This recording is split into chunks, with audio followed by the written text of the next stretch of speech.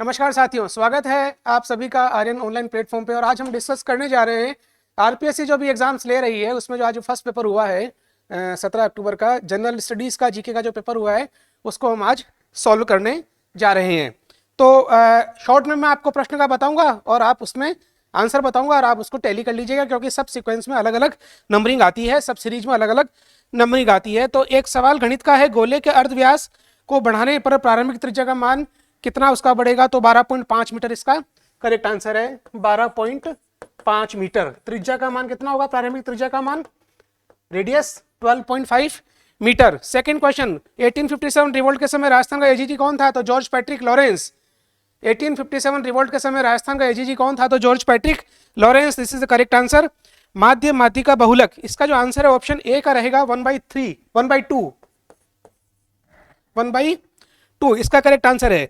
माध्य माध्यिका और बहुलक से संबंधित जो सवाल पूछा गया था उसका आंसर है 1/2 ऑप्शन ए। हैदराबाद के खिलाफ जो कार्रवाई की गई थी, निम्न में से किसके खिलाफ पुलिस कार्रवाई की गई थी? तो हैदराबाद के खिलाफ ऑपरेशन पोलो कैटरपिलर जो चलाया गया था उसको कोड नाम दिया गया था पुलिस कार्रवाई।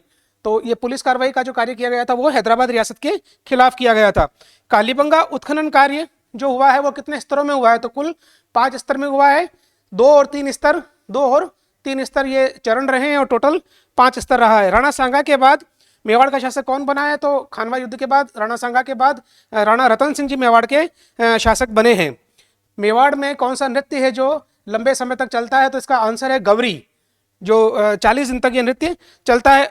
ऊड कासमेर, ये बाड़मेर का वो स्थान है जहां रामदेव जी का जन्म हुआ था। तो रामदेव जी का जन्म स्थान कौन सा हुआ भाइयों? तो ऊड कासमेर, ध्यान रखेंगे।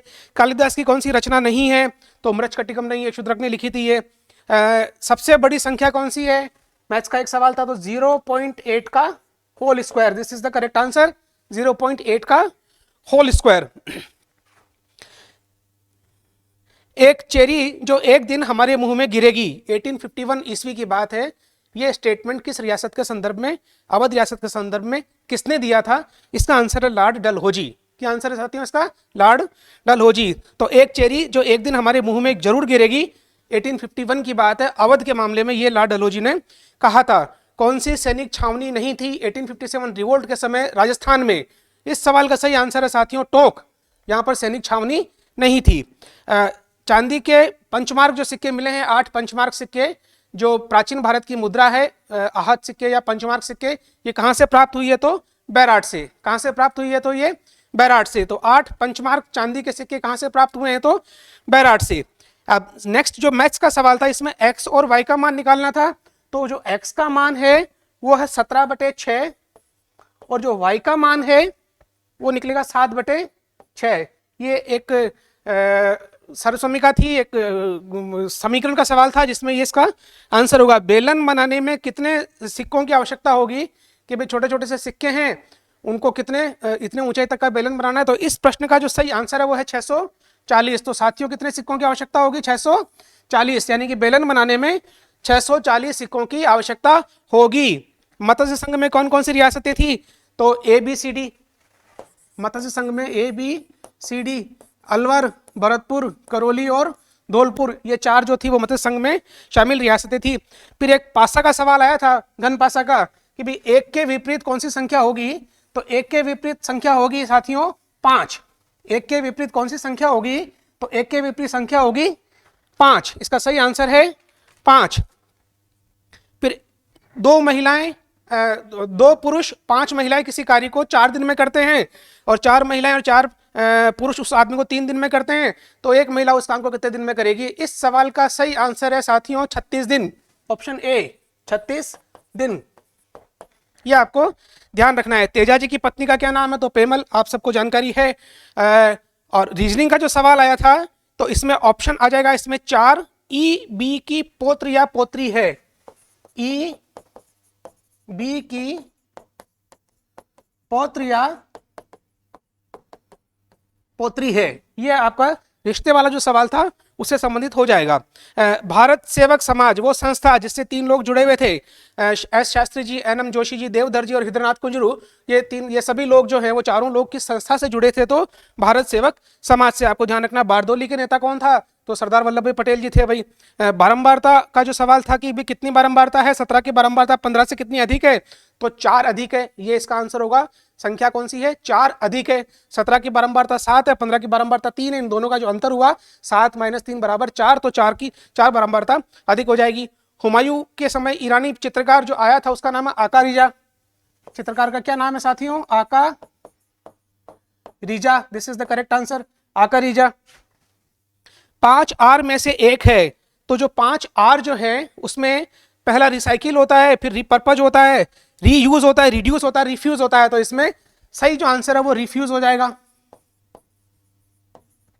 Refuse is the correct answer. फिर व्याकरण की दृष्टि से अशुद्ध वाक्य कौन सा है? वह जानते हैं कि ऐसा हो सकता है, समानार्थक हिंदी शब्द नहीं है। टेम्परामेंटल इसका करेक्ट आंसर है। एक से अधिक बार संधि प्रोत्साहन में हुई है। Pick the correct connective to fill, else, else is the correct answer. Choose the word does not have the same suffix, तो noise आ जाएगा इसका answer, noise, noise. Choose the correct passive sentence में आंसर 3 हो जाएगा इसका। Option जो 3 है, option जो सी है, ऑप्शन जो 3 है वो इसका करेक्ट आंसर है। Choose the correct tense from the, तो have you been is the right option, have you been. Choose the correct indirect sentence, तो इसका करेक्ट आंसर है ऑप्शन बी, ऑप्शन बी। अब बहुत अच्छा सवाल राजस्थान जीके का, घोड़े की नाल की आकृति की पहाड़ियां कहां पर है? तो ये घोड़े की नाल की आकृति की पहाड़ियां पूर्वी 12 जिले में आती है, उस क्षेत्र को बोलते हैं शाहाबाद उच्च भूमि। तो इसका करेक्ट आंसर क्या हुआ साथियों? शाहाबाद उच्च भूमि, शाहाबाद उच्च भूमि।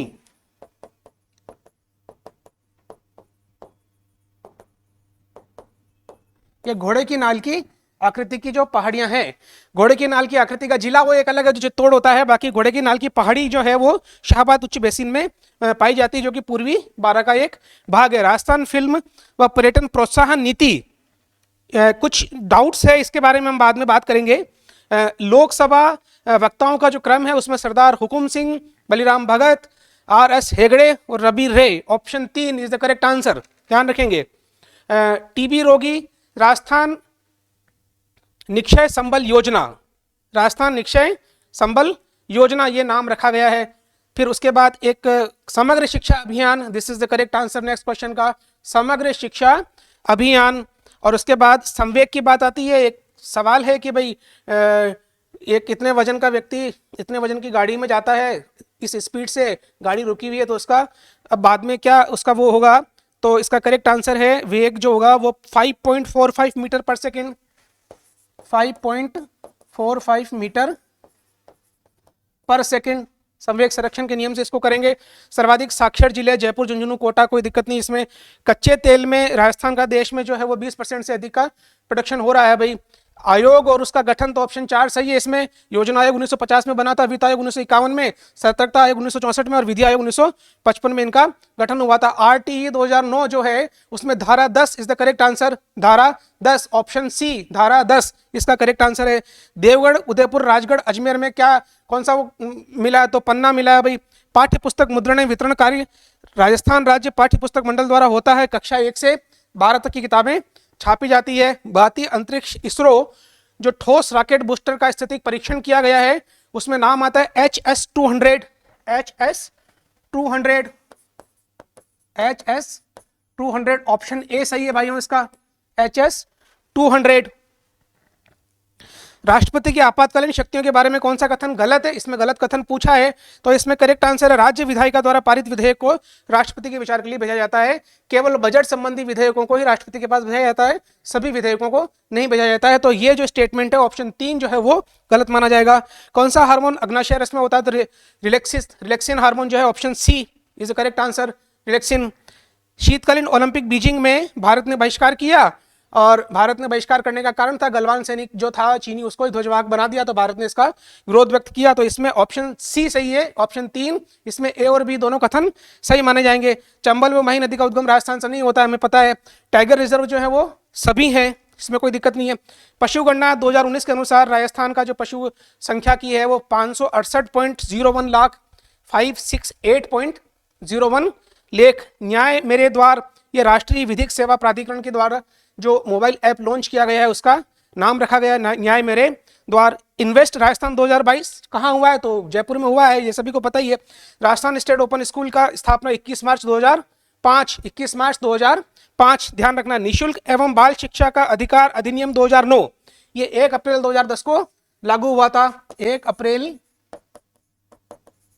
2010 को लागू हुआ था। क्या लागू हुआ था? निशुल्क एवं बाल शिक्षा का अधिकार अधिनियम 2009 को लागू कब किया गया था? तो 1 अप्रैल 2010 को लागू किया गया था। स्त्री निधि क्रेडिट सोसाइटी, ये जो एक वर्किंग वुमेन्स के लिए एक एमओयू किया गया, वो किस राज्य के साथ? तो तेलंगाना के साथ। ये क्वेश्चन इससे पहले वाले पेपर में भी आया हुआ है। शहरी रोजगार 100 दिन का रोजगार गारंटी योजना का नाम क्या रखा गया है? इंदिरा गांधी शहरी रोजगार गारंटी योजना। इंदिरा गांधी शहरी रोजगार गारंटी योजना। कार्बन डाइऑक्साइड में कार्बन और ऑक्सीजन के द्रव्यमान का अनुपात कितना होता है?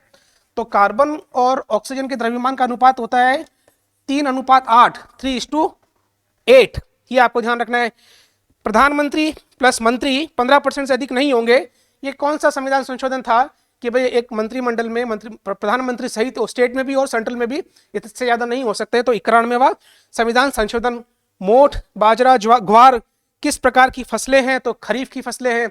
और खरीफ की फसल का हम उनालू बोलते हैं या सियालू? खरीफ की फसल पकती कब है? सर्दी के समय में, इसलिए इसको क्या बोलते हैं? सियालू। पकते समय जो मौसम होता है वो नाम रखा जाता है। ग्रामीण गौरव पथ फ्लैगशिप योजना का उद्देश्य क्या है? ऑप्शन बी करेक्ट आंसर है साथियों इसका। ऑप्शन बी क्या कह रहा है? ग्राम पंचायत मुख्यालय सीमेंट और कंक्रीट की सड़कों का निर्माण करना। ये सीमेंट और कंक्रीटी सीसी सड़कों का निर्माण करना। कार्बन के यौगिकों में किसका गलनांक सबसे ज्यादा है? तो सबसे ज्यादा जो गलनांक है वो एथेनॉल का है 70 डिग्री सेल्सियस पे। और सबसे कम की बात करें तो मीथेन का है -182 डिग्री सेल्सियस। तो इसमें सबसे ज्यादा का पूछा है तो करेक्ट आंसर हुआ एथेनॉल C2H5OH 70 डिग्री सेल्सियस। अल नजह है, ये पुराने करंट अफेयर सेशन में हमने डिस्कस किया था। ये ओमान के साथ एक युद्धाभ्यास किया गया है, भारत और ओमान के साथ। उसका नाम क्या रखा गया है? अल नजह है। अक्षय ऊर्जा निगम 10,000 मेगावाट, अक्षय ऊर्जा निगम, ये एक समझौता किया गया है। किस संस्था के साथ समझौता हुआ है ये? तो Tehri hydro development corporation. Tehri hydro development corporation, इस संस्था के द्वारा एक एमओयू पे साइन हुआ है। पैरा स्पोर्ट्स एकेडमी जोधपुर में खोलने जा रहे हैं भाई। समग्र शिक्षा अभियान, शिक्षक शिक्षा से संबंधित ये नहीं है। अब इनमें से कुछ क्वेश्चंस जो हैं वो हम नेक्स्ट ही एपिसोड में बहुत जल्दी ही आपको डिस्कस कराएंगे।